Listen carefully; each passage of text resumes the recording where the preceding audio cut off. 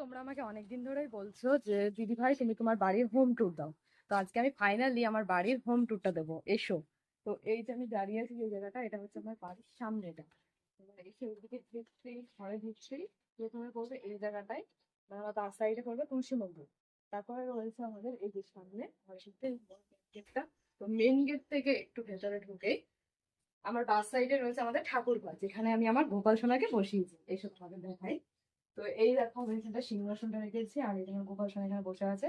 আর এই যে বেডটা দেখতে পাচ্ছ, তো এখানটাতে বেশিরভাগ সময় আমি এই ঘরেও থাকি, আর আমার ছোট্ট করে ঘরে বেশিরভাগ থাকি। এই দুই ঘরেই আমি থাকি। তো এবার চলো তোমাদেরকে ওই ঘরটা ঘুরে দেখাই, যেখানটা আমার মা থাকে। তো এই ঘরে ঢুকতেই দেখো প্রথমে রয়েছে আমার কাজের সব জিনিসপত্র, আর এখানটায় রেখেছি একটু সাইডে ফ্রিজটা। তারপর রয়েছে ওখানে দুটো আলমারি, আর এই যে বেডটা দেখতে পাচ্ছ, এখানটাতে শোয় হচ্ছে আমার মা আর ঠাম্মা।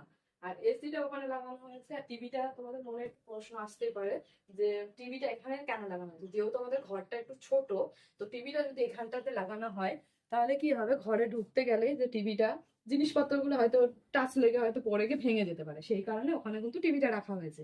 আর এখানটায় রয়েছে আমার মানে অনেক শখের এই যে ড্রেসিং টেবিলটা আমার মায়ের। তো এখানে, তো এইভাবে আমাদের ঘরটাকে বেশ সুন্দর করে আমি সাজিয়েছি।